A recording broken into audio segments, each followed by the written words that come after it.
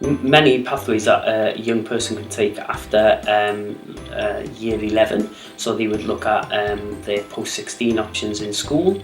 They could look at their local college and what courses that they could do there.